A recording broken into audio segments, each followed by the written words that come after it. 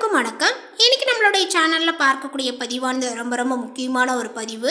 இன்னைக்கு நம்ம எதை பத்தி பார்க்க இருக்கோம் அப்படின்னு பார்த்தீங்க அப்படின்னா, வரலட்சுமி நோன்பை கடைபிடிக்கும் முறை பற்றியும், அஷ்டலட்சுமிகளை வீட்டிற்கு வரவழைக்கக்கூடிய முறை மற்றும் அதனுடைய வரலாற்று சிறப்புகளை பற்றி தான் இந்த பதிவின் மூலமாக நம்ம இன்னைக்கு பார்க்க இருக்கோம். பதிவை தொடர்ந்து பாருங்க. இந்த வீடியோவை பார்க்குறவங்க வரலட்சுமி நோம்பி எடுக்கக்கூடியவர்களாக இருந்தீங்க அப்படின்னா இந்த வீடியோவுக்கு ஒரு லைக் கொடுத்துடுங்க. அதேபோல் உங்களுடைய அனுபவங்கள் என்ன, அதன் மூலமாக நீங்கள் பார்த்தீங்கன்னா என்ன ஒரு பலன்களை பெற்றீங்க அப்படின்னு சொல்லிட்டு உங்களுடைய கருத்துக்களை பார்த்தீங்கன்னா மறக்காமல் பதிவிடுங்க. அதே போல் பார்த்தீங்கன்னா இந்த முறையும் பார்த்தீங்கன்னா ஒரு சிறப்பான முறையில் இந்த வரலட்சுமி நோம்பில் பார்த்தீங்கன்னா நம்ம எப்படி செலிப்ரேஷன் பண்ணணும், அதே போல் அன்றைய தினத்தில் எந்த மாதிரியான ஒரு பூஜைகளை பார்த்தீங்கன்னா நம்மளுடைய வீட்டில் செய்து கொள்ளணும், இப்படி அனைத்து விதமான விஷயங்களையுமே இந்த ஒரு பதிவின் மூலமாக நம்ம தெரிந்து கொள்ள போகின்றோம். இந்த வீடியோவை எங்கேயுமே கொஞ்சம் கூட ஸ்கிப் பண்ணாமல் கடைசி வரையிலும் பாருங்கள். அது மட்டும் இல்லாமல் நம்மளுடைய சேனலை இப்போ தான் ஃபர்ஸ்ட் டைமாக நீங்கள் விசிட் பண்ணுறீங்க அப்படிங்கும் பொழுது நம்மளுடைய சேனலை இன்னும் சப்ஸ்கிரைப் பண்ணாமல் இருந்தால் முதல்ல சப்ஸ்கிரைப் பண்ணிவிடுங்க. அப்படியே கூட இருக்க அந்த பெல் ஐக்கானையும் கிளிக் பண்ணி வச்சுக்கோங்க. அப்போ தான் நம்மளுடைய சேனலில் கொடுக்கக்கூடிய அனைத்து தகவலுமே உங்களுக்கு நோட்டிஃபிகேஷன் வரும். அதையும் நீங்கள் பார்த்து பயனடையலாம். ஆடி மாதம் பௌர்ணமிக்கு முன் வரக்கூடிய வெள்ளிக்கிழமை வரலட்சுமி நோம்பாக கடைபிடிக்கப்படுகிறது. இந்த நாளில் விரதங்களை இருந்து மகாலட்சுமியை வழிபட்டால் 16 வகை செல்வங்களும் கிடைக்கும் என்பது ஐதீகம். எந்த ஒரு பண்டிகைக்கும் வழிபாட்டிற்கும் ஒரு வரலாறானது பார்த்தீங்கன்னா இருக்குங்க. அதனை தெரிந்து கொண்டு வழிபாடுகளை செய்யும் போது முழு பலனையும் பெற முடியும். இந்த வகையில் இந்த ஆண்டினுடைய வரலட்சுமி விரதமானது ஆகஸ்ட் மாதம் 16ஆம் தேதி வெள்ளிக்கிழமை பார்த்தீங்கன்னா அனுஷ்டிக்கப்படுகிறது.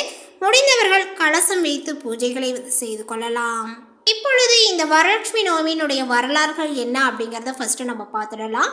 சௌராஷ்டிர தேசத்தில் பத்ராஷவ என்ற அரசன் மிகவும் நல்ல முறையில் ஆட்சி செய்து வந்தார். அவரது மனைவி கசந்திரிகா கணவருக்கு ஏற்றவராக பார்த்தீங்கன்னா விளங்கினார்.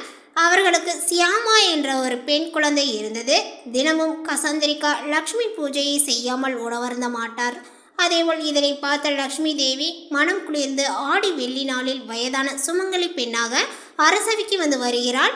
அப்பொழுது கசந்திரிகா உணவறிந்து விட்டு தாம்பலங்களை பார்த்தீங்கன்னா எடுத்து வைத்து கொண்டிருக்கின்றார். அங்கு வந்த சுமங்கலி தாயை வரவேற்று வெற்றிலை பாக்கு, குங்குமம், மஞ்சள் போன்ற மங்கள பொருட்களை பார்த்தீங்கன்னா கொடுக்கின்றார். அப்பொழுது லக்ஷ்மி தேவி, நீ வணங்கும் லக்ஷ்மி தேவியினுடைய அவதார நாளான இன்று நீ எப்படி வயிறார சாப்பிட்டு தாம்பலம் கொடுப்பாய் என கேட்கிறார். எப்போதும் கோபமடையாத கசந்திரிகா அன்று கோபத்துடன், நீ யாரோ பிச்சைக்காரி, எனக்கு புத்தி சொல்கிறாயா என அன்னையை கன்னத்தில் அடித்து விடுகிறார். உடனே அன்னை அங்கிருந்து வெளியேறி விடுகிறார். அப்பொழுது அங்கு சியாமா வருகிறார். லக்ஷ்மி தேவியிடம் தாங்கள் யார் என பணிவோடு கேட்கிறார். அதற்கு அன்னை, உன் தாய்க்கு லக்ஷ்மி தேவிக்கு எவ்வாறு பூஜை செய்ய வேண்டும் என கூற வந்தேன். ஆனால் அவள் என்னை கன்னத்தில் அடித்து அவமதித்து விட்டாள். உடனே ஷியாமா அந்த பூஜையை எனக்கு கற்றுக் கொடுங்கள் என கூறினார். அன்னையும் பூஜையை கற்றுக் கொடுக்கின்றார். அன்று முதல் ஷியாமா ஆண்டுதோறுமே பூஜையை சிறப்பாக செய்து வந்தார். ஆனால் அரசவையினுடைய செல்வம் குறைந்து கொண்டே வந்தது.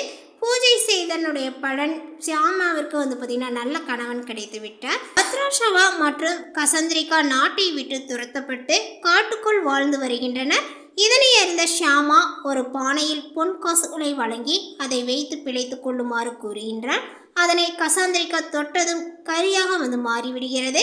இதனை கண்ட ஷியாமாவிற்கு அப்போதுதான் புரிகிறது, அன்றைய தினம் சுமங்கலி பெண் மகாலட்சுமி தாய் தான் என தன்னுடைய தாயிடம் பார்த்தீங்கன்னா கூறுகின்றார்.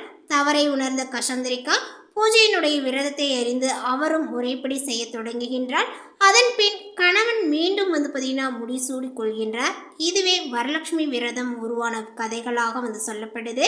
இப்பொழுது இந்த விரதங்களை பார்த்தீங்கன்னா இருக்கக்கூடியவர்கள் எப்படி கடைபிடிக்க வேண்டும் என்ற முறையையும் இப்போ இந்த பதிவின் மூலமாகவே நம்ம பார்க்கலாம்.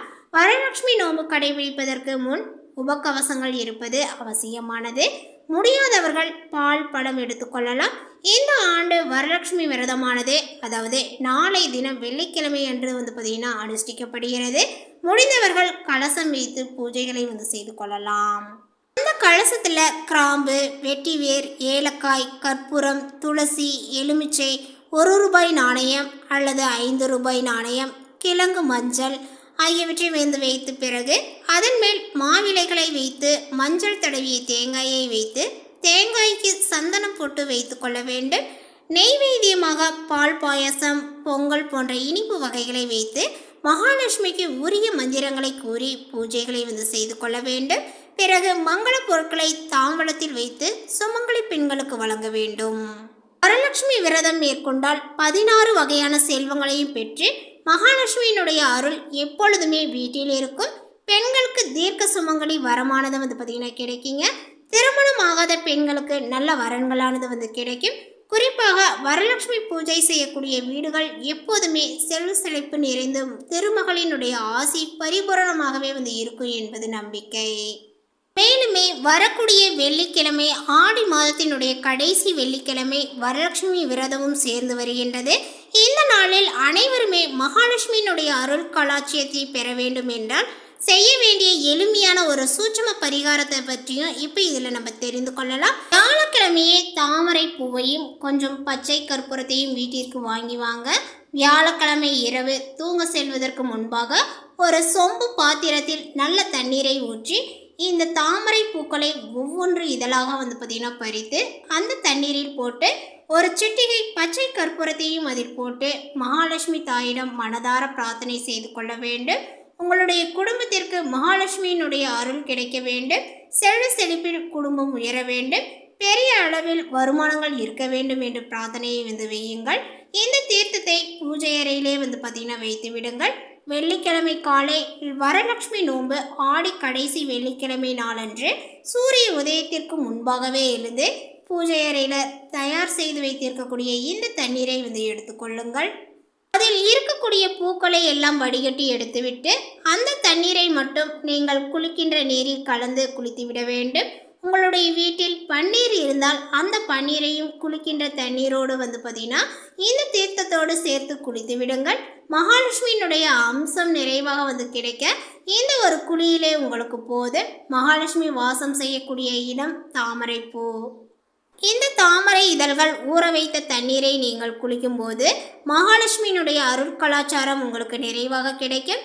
வீட்டில் இருக்கக்கூடிய ஆண்கள் இதை செய்கின்றார்களோ இல்லையோ, வீட்டில் இருக்கக்கூடிய குடும்ப தலைவி, வீட்டில் இருக்கக்கூடிய பெண் குழந்தைகள் வரலட்சுமி விரதத்தன்று இந்த தண்ணீரில் குளிப்பது மிக மிக சிறப்பு. மகாலட்சுமியினுடைய அருள் முழுமையாக கிடைக்க இந்த ஒரு பரிகாரத்தை வந்து செய்துக்கோங்க. மேலுமே இந்த வரலட்சுமி விரதத்தை பெண்கள் மட்டும்தான் இருக்கணுமா அப்படிங்கிறது வந்து கிடையாதுங்க. வரலட்சுமி விரதத்தை பெண் மட்டுமின்றி ஆண்களும் வந்து கடைபிடிக்கலாம். மகாலட்சுமியினுடைய அருளையும் செல்வத்தையும் பெறக்கூடிய நாள் என்பதனால இந்த நாளில் யார் வேண்டுமானாலும் விரதங்களை வந்து இருக்கலாம். மகாலட்சுமியினுடைய மனம் மகிழும்படி விரதங்கள் இருப்பவர்களுக்கு அனைத்து விதமான நலன்களும் வரலட்சுமி விரதத்தன்று வந்து கிடைக்கும். அதேபோல் ஆடி மாதத்தில் வரக்கூடிய வளர்பிறையில் வரக்கூடிய கடைசி வெள்ளிக்கிழமை தான் நம்மளுடைய வரலட்சுமி விரதம் அல்லது வரலட்சுமி நோன்பு என்று சொல்லப்படுது. வரங்களை அள்ளித்தரக்கூடிய லக்ஷ்மி தான் வரலட்சுமி. வாழ்வில் தீராத கஷ்டத்தில் இருப்பவர்களுக்கு நல்ல வழியை காட்டி பலவிதமான வரன்களை வந்து தந்து அவர்களை வளமாக வாழ வைக்கக்கூடியவள் தான் வரலட்சுமி. வரலட்சுமி விரதம் உருவானதற்கு பல புராண கதைகள் சொல்லப்படுகின்றன. இருந்தாலுமே வரலட்சுமி விரதத்தை கடைபிடித்ததனுடைய பார்வதி தேவி முருகப்பெருமானை வந்து பார்த்தீங்கன்னா பெற்றெடுத்ததாகவும் விக்ரமாதித்யனுடைய இழந்த ராஜ்யம் செல்வம் ஆகியவற்றை பெற்றதாகவும் சொல்லப்படுகிறது. வரலட்சுமி விரதம் என்றாலே அது பெண்களுக்குரிய விரதம் என்றுதான் பலரும் நினைத்து கொண்டே இருக்கின்றார்கள். வழக்கமாக சுமங்கலி பெண்கள் தான் தங்களுடைய கணவரினுடைய ஆயுள் நீடிக்க வேண்டும் என்பதற்காக குடும்ப நலனுக்காகவும் வேண்டிக் கொண்டு விரதங்களை இருந்து வழிபடுவார்கள். மகாலட்சுமியை வீட்டிற்கு அழைத்து நம்மால் எந்த அளவிற்கு முடியுமோ அந்த அளவிற்கு பூஜைகளை செய்து வழிபட்டு பலவிதமான வரன்களை வந்து பெறுவதற்குரிய நாளாகவும் திருமணம் ஆகாத பெண்களும் இந்த நாளில் வரலட்சுமி விரதங்களை வந்து இருந்து கையில் நோன்பு கயிறு வந்து கட்டிக்கொண்டு வழிபாடுகளை வந்து செய்வார்கள். இதனால விரைவில் அவர்களுக்கு நல்ல வரன்களும் அமையும் என்பது நம்பிக்கை. வரலட்சுமி விரதத்தை யார் வேண்டுமானாலும் இருக்கலாம் என்றாலுமே கண்டிப்பாக யாரெல்லாம் கடைபிடிக்க வேண்டும் என்பதை பற்றியும் இதில் வந்து சொல்லப்பட்டிருக்கு. அது நம்மளுடைய சேனலில் வந்து பார்த்திங்கன்னா அதற்கான ஒரு தனி வீடியோவை வந்து பார்த்திங்கன்னா போடப்பட்டிருக்கு. அதை நீங்கள் லிங்க்கில் போயிட்டு வந்து பார்த்தீங்க அப்படின்னா உங்களுக்கு தெரியும். ஜாதகத்தில் யாருக்கெல்லாம் சுக்கிரன் கெட்டு போய் உள்ளதோ அவர்கள் சுக்கிரனுக்குரிய தெய்வமான மகாலட்சுமியை வேண்டிக் கொண்டு வரலட்சுமி விரதங்கள் அன்று வழிபடலாம். ஜாதகத்தில் சுக்கிரனுடன் ராகு கேது அதே போல் வந்து பார்த்தீங்கன்னா மாந்தி சேர்ந்து இருந்தால் அவர்கள் கண்டிப்பாக இந்த விரதங்களை வந்து இருக்க வேண்டும். அதே போல கணவன் மனைவி பிரச்சனை, விவாகரத்து, நீண்ட நாட்களாக திருமணம் ஆகவில்லை என்பவர்கள் வரலட்சுமி விரதத்தை வந்து இருக்கலாம். உடல் ஆரோக்கியத்திற்கு காரணமான கிரகம் சுக்கிரன் என்பதனால தீராத நோய், நீண்ட காலமாக நோயால் துன்பப்படுபவர்கள் இந்த விரதத்தை பார்த்திங்கன்னா கடைபிடிக்கலாம். இந்த தகவல் உங்களுக்கு பிடித்திருந்தால் லைக் பண்ணுங்கள், ஷேர் பண்ணுங்கள். இது போன்ற புதிய சுவாரஸ்யமான புதிய தகவலை தெரிந்து கொள்வதற்கு நம்மளுடைய சேனலை இன்னும் சப்ஸ்கிரைப் பண்ணாத இருந்தீங்க அப்படின்னா முதல்ல சப்ஸ்கிரைப் பண்ணிவிடுங்க. தேங்க்யூ.